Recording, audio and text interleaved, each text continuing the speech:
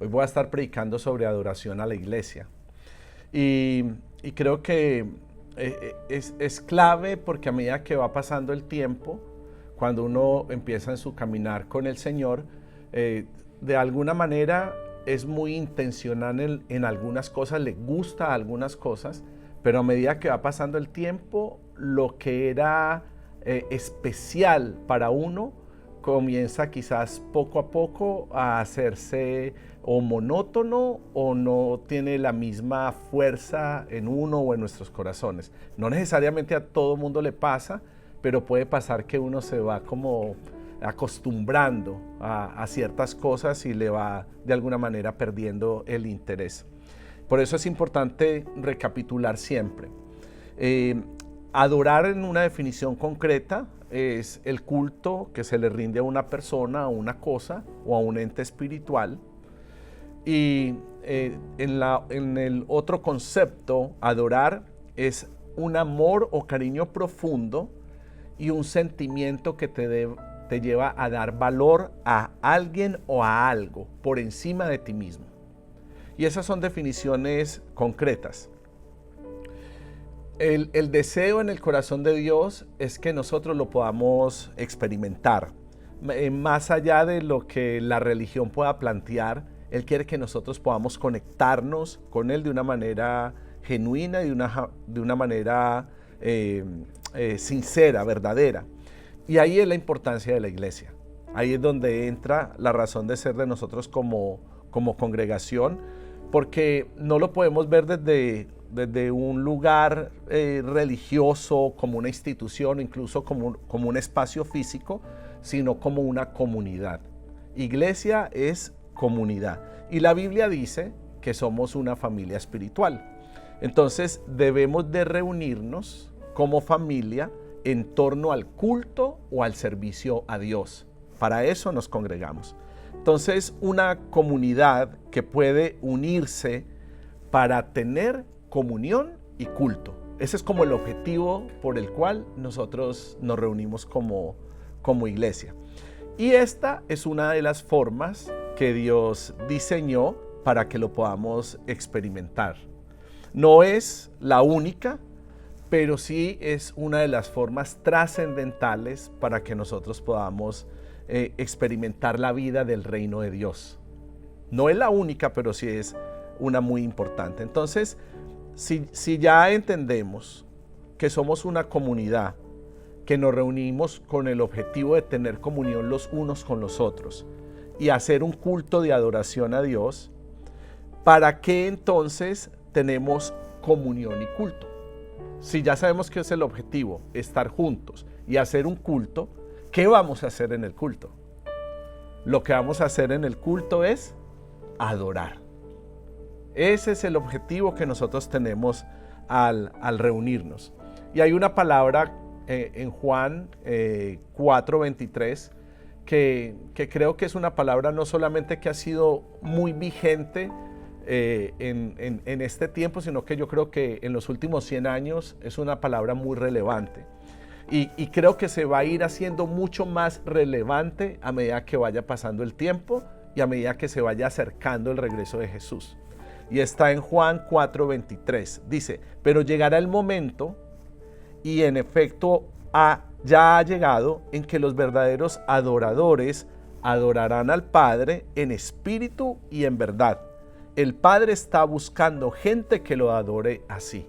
Entonces dice que hay una búsqueda en el corazón de Dios para encontrar verdaderos adoradores y dice que Él anda buscando dónde es que están cada uno de ellos. Entonces, este tiempo que nosotros estamos viviendo es un tiempo muy especial. Quizás uno puede pensar, uy, yo hubiera nacido en la época de Jesús o hubiera nacido en la época donde ocurrió el avivamiento en Pensacola, Florida, y hubiera vivido todo eso. Y sí, hay diferentes momentos en la historia de la iglesia que son tremendos, pero yo creo que Dios, que sabe todas las cosas, permite que nosotros hayamos nacido en este tiempo porque sigue siendo un tiempo muy estratégico. ¿Es un tiempo de qué? De preparación. Y como este es un tiempo de preparación para el regreso de Jesús, es ahí donde la adoración tiene un lugar muy especial en la iglesia y un papel fundamental en nuestras vidas. ¿Por qué? Porque la adoración es la proclamación del reino de Dios, porque la adoración va a ser clave en llamar y en proclamar ese regreso de Jesús. Y por eso es que hay tanta corrupción y tanta suciedad en el medio artístico y en la música hoy en día.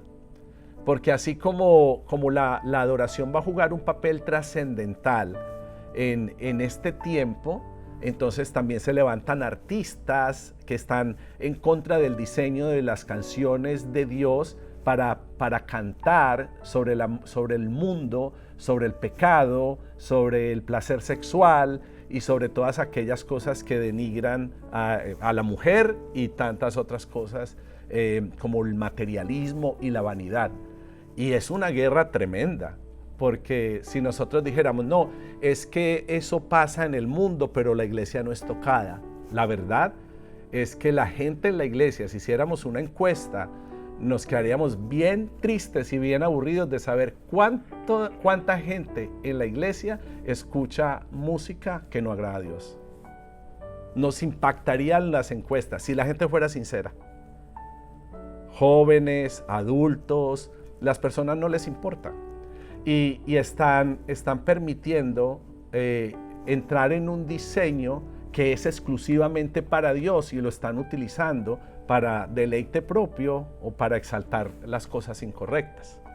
Y es bueno que nosotros tengamos el entendimiento de estas cosas, porque cuando nosotros veamos que la música está corrupta, que hay un desenfoque, vamos a poder entender y ser parte de aquellos que le abren paso a lo verdadero, a lo puro, a música y adoración que nos conecte con la identidad y con el propósito divino.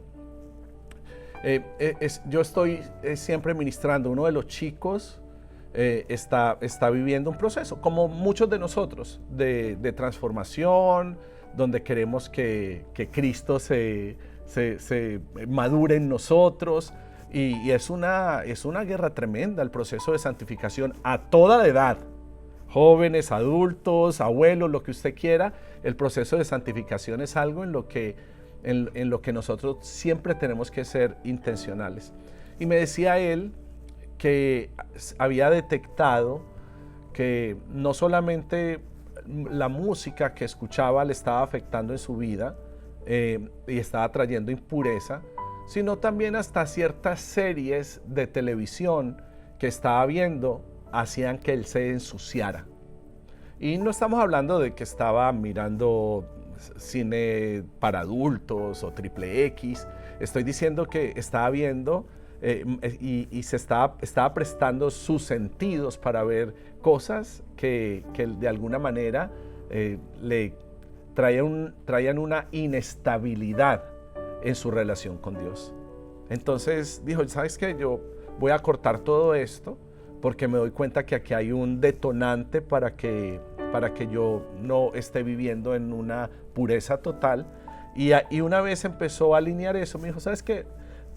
Te puedes reír de mí, pastor, pero empecé a ver The Chosen otra vez.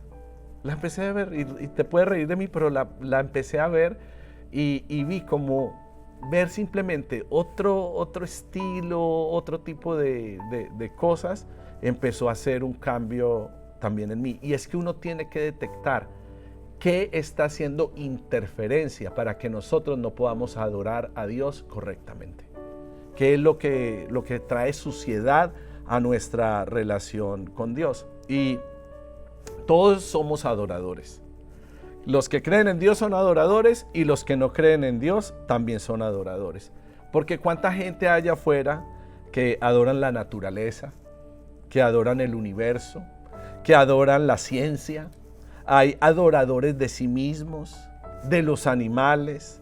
Hay personas que tienen ídolos o adoran artistas, deportistas. La gente adora las cosas materiales. Y para ir de pronto no tan lejos, o si usted piensa que estoy siendo muy exagerado, hay gente que adora la comida, la tecnología. Hay gente que pone en el centro de su corazón las cosas incorrectas. Y creo que la voz del Espíritu para la iglesia es que Dios está buscando genuina adoración.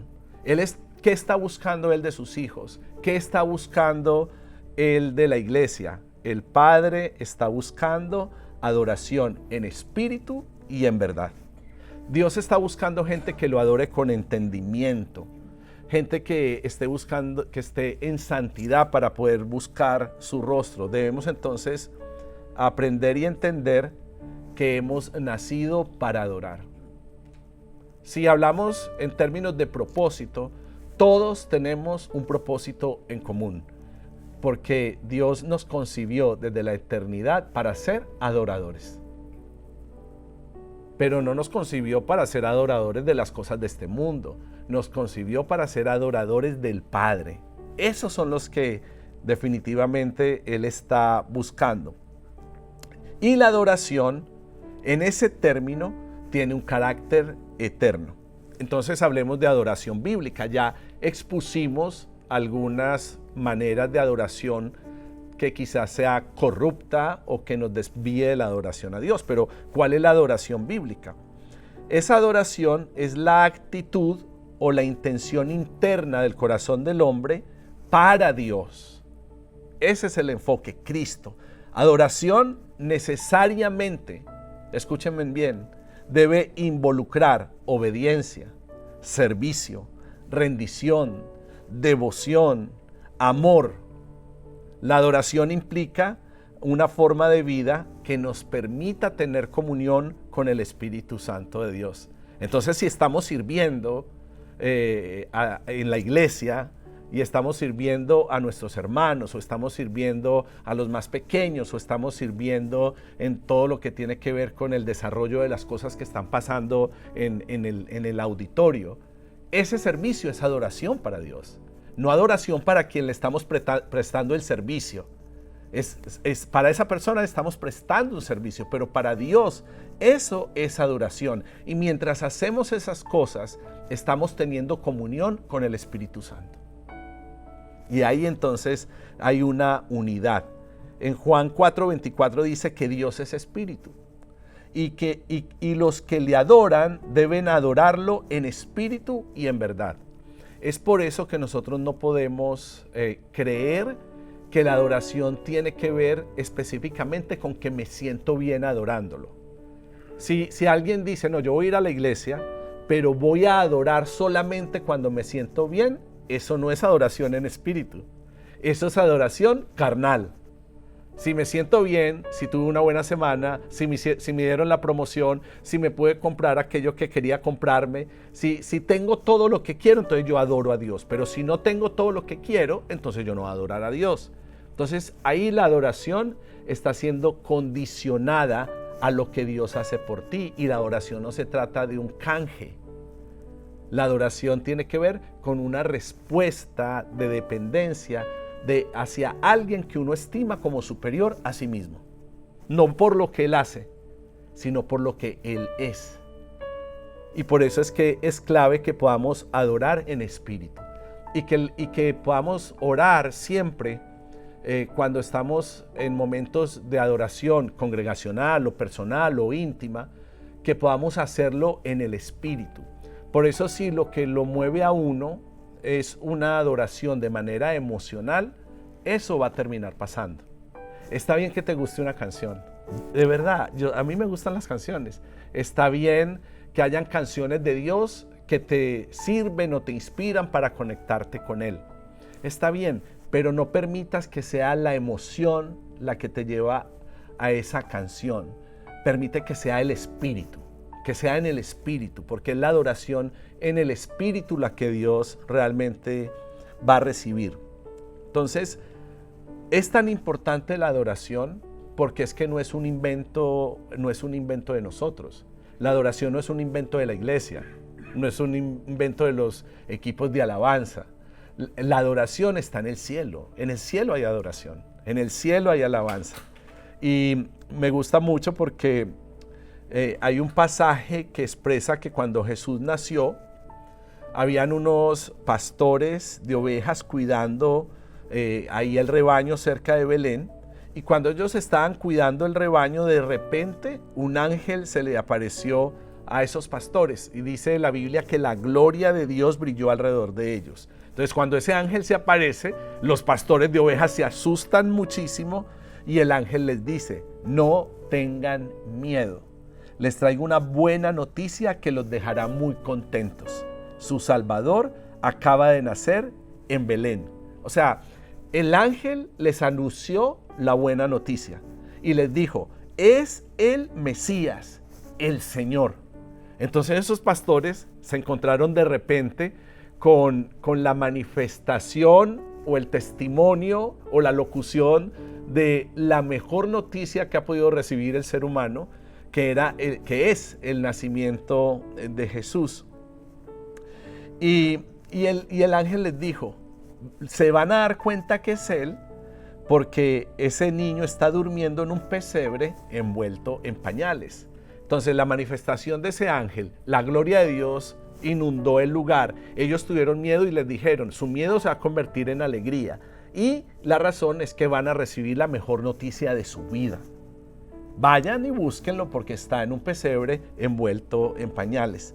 Y entonces en Lucas 2, 13, 14 está el sustento de esto que les estoy hablando. Dice: de repente, junto al ángel, apareció una gran multitud de ángeles del cielo y todos alababan a Dios.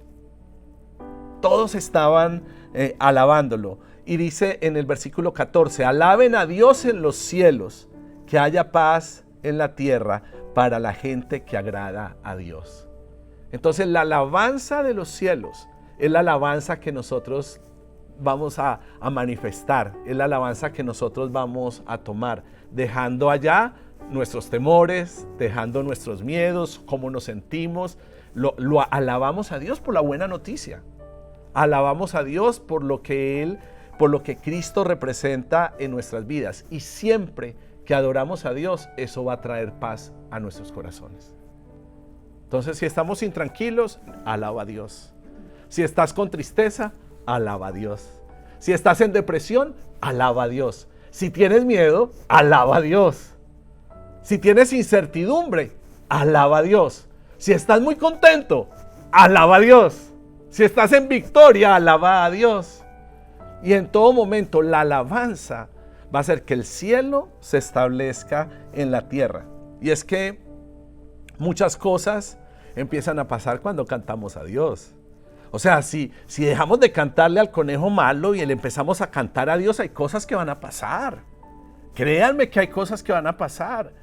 O sea, ¿cómo será el impacto que cuando estos artistas de índole mundial se encuentran con que alabar a Dios les causa más placer que alabar otras cosas? Son capaces de renunciar a todo, dejar sus seguidores, dejar su dinero. Recientemente Daddy Yankee hasta dejó la esposa, la perdió porque él le dijo: yo no creo en esa nueva fe, yo no estoy contigo. Y ahí es donde él dice: ok, yo escojo a Dios. Si no crees por mi pasado y me juzgas porque en el pasado fui un pecador, pero yo ahora tomé la decisión de alabar a Dios, yo no puedo hacer nada, yo ya escogí a Dios. Con todo el dinero, con toda la fama, con todo lo que pudiera tener, escogió alabar a Dios. Porque no hay placer más grande que adorar a Dios. No existe placer más grande. Y se los dice un ex DJ, un amante de la música, apasionado por la música, conocedor de la música. Para mí la música siempre fue un placer. Invertí todo lo que pude en música. Pero cuando me encontré con la adoración a Dios, encontré que en mi vida la música estaba desvirtuada y reenfoqué todo mi corazón y todo mi ser para convertirme en un genuino adorador, para que cuando el Padre buscara, me encontrara. Y sigo en el perfeccionamiento. Yo sigo ahí en el tornasol, yo sigo en las manos del alfarero. Yo quiero seguir siendo barro porque quiero seguir siendo moldeado para que Él me encuentre útil, porque ya ahora soy consciente Yo quiero disponer mi corazón para que pueda ser un adorador como los que el Padre está buscando en espíritu y en verdad. ¿Sabe qué me he dado cuenta? Que hay tanta gente en nuestras iglesias que no entienden para qué vamos a la iglesia. Me parece increíble, porque es que uno da por sentado que es domingo y que la gente va a la iglesia con el entendimiento de a qué va a ir a la iglesia. Y quiero decirles, es impresionante, pero la gente no sabe por qué va a la iglesia. La gente no tiene ese entendimiento, no tiene esa claridad, no tiene esa revelación. Y creo que en este tiempo nos vamos a tener que parar los predicadores a decir las cosas que parecen obvias, para que la iglesia realmente empiece a crecer, empiece a madurar y empiece a aprender, porque o si no, simplemente vamos a crecer en medio de momentos espirituales, pero nunca con entendimiento. Y si no existe ese entendimiento, entonces nunca va a haber madurez. Y por ahí hay un montón de gente que ni siquiera sabe que están dando un paso para una nueva vida, que se están convirtiendo del mal camino y de una espiritualidad falsa para entrar en un reino de luz donde se empiece a establecer el verdadero evangelio en sus corazones. Y los predicadores vamos a tener que predicar lo obvio, y a algunas personas les va a sonar repetitivo, pero es para salvar una generación que está perdida y no sabe a qué va la iglesia y necesita encontrarse con esa verdad. Venimos a la iglesia ¿para qué? Para tener un encuentro. Venimos a la iglesia ¿qué? Para experimentar a Dios, para tener una experiencia, pero no una experiencia como las experiencias del mundo momentáneas, sino una experiencia que traiga transformación. Por eso los primeros minutos, cuando nosotros estamos en un servicio, los invertimos en alabar y adorar a Dios.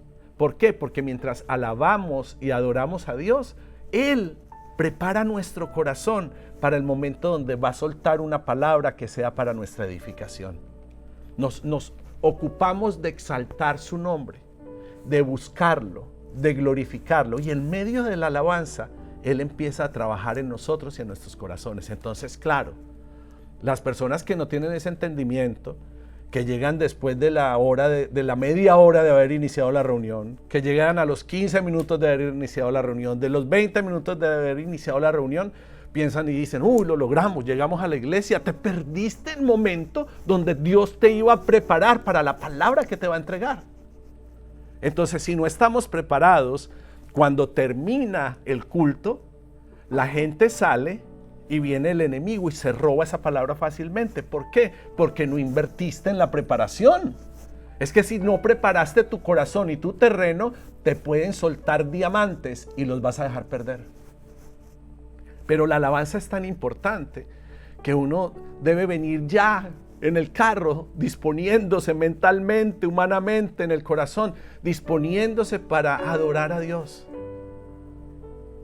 Que cuando suene el primer acorde, que cuando el adorador esté respirando por primera vez en el altar, nosotros ya estemos dispuestos para adorar a Dios. Lo adoramos, lo exaltamos, y Él prepara nuestras vidas para poder escuchar la palabra. Entonces luego viene el que parte el pan, viene el predicador, trae a Cristo, expone su palabra, y nosotros empezamos a escuchar. Porque si estoy hablando de adoración, tiene que ver con escuchar. Por eso si hay distorsión en la música, es porque el adversario sabe que si te mantiene escuchando lo incorrecto, no te vas a conectar con lo verdadero. No te vas a conectar con lo eterno, porque lo tengo entretenido, lo tengo confundido, lo tengo distraído. Pero si empieza a escuchar la eternidad, si empieza a escuchar lo verdadero, lo voy a conectar, se va a conectar con la realidad de Dios. Y entonces nos sentamos a escuchar la palabra para ser ministrados, para ser edificados. Que el Dios creador de todo lo que vemos y lo que no vemos haya creado un sistema, un diseño divino para que lo podamos adorar, preparar nuestras vidas, para que entonces lo podamos escuchar y experimentar el Espíritu Santo de Dios. Y en este tiempo Dios quiere que su iglesia transicione a una verdadera transformación donde se experimente el Espíritu Santo de Dios. Él quiere que lo experimentemos, pero tenemos que estar santificados y preparados para poder recibir la porción que Él tiene para nosotros diariamente. Las personas que estuvimos orando toda la semana, si hayas venido 1 o 2 veces, estábamos aquí, Dios nos estaba sensibilizando. El día sábado que venía para el cuarto de oración, me levanté, mi primera oración matutina en el carro fue decirle: Señor, perdóname por tener la sensación de que toda esta semana sacrifiqué algo para ti. O sea, levantarme para estar con Dios era un sacrificio. Desplazarme para acá, ay, cálmate, qué sacrificio, cálmate, qué cruz. Y yo le dije: Señor, perdón por tener la sensación que yo soy el que sacrifico, cuando tú realmente ya lo diste todo. Y cuando yo empecé a hacer esa oración, inmediatamente venía en el carro, me inundó el amor de Dios, me inundó la presencia del Espíritu Santo de Dios. ¿Por qué? Porque estamos sensibles, porque no es lo mismo dormir hasta las 11 que dormir hasta las 5 para levantarse a adorar a Dios. No es lo mismo que duermas hasta las 10 para que alimentes tu sueño y tu descanso, a que tú te levantes, sacrifiques sueño, sacrifiques otro tipo de cosas para conectarte con Dios. Él siempre va a ser galardonador de los que le buscan. Él siempre va a responder a esa generación que clama y que busca, y vamos a experimentar. Los jóvenes, la única forma que se van a poder conectar, afianzar y establecer con Dios es cuando experimenten el Espíritu Santo. Nuestros niños tienen que experimentar el Espíritu Santo de Dios, y eso no es responsabilidad de nosotros los pastores, esa es responsabilidad de los padres. Si los padres no exponen a sus hijos a la presencia de Dios, la iglesia no va a poder hacer nada. Uy, yo estoy predicando. ¡Woo! Si los padres no toman su lugar en el diseño eterno, sus hijos no lo van a hacer. No lo van a hacer. Tenemos que tomar nuestro lugar, tenemos que hacernos responsables, tenemos que provocar los ambientes, tenemos que meterlos a los ambientes, tenemos que ser intencionales. Bendito sea Dios que nos trajo a este lugar más grande, que los niños pueden venir a orar. Bendito sea Dios, increíble. Nosotros aquí a las 6 de la mañana y los niños ahí dormidos, con cobijas, algunos muy despiertos, pero tremendo, poderoso. Hoy voy a hacer algunas oraciones por los niños en la experiencia, porque uno de los niños tuvo un sueño profético y es de Dios, y tenemos que orar. Tenemos que saber escuchar lo que Dios nos está hablando a través de esta generación. Pero hay una guerra frontal en contra de la adoración, en contra de nuestra adoración. La Biblia dice que Dios es celoso. ¿Y sabes de qué tiene celos Dios? De que adoremos lo incorrecto, de que busquemos lo natural, que sea para nosotros más importante las cosas de este mundo que una verdadera y genuina adoración al Dios vivo.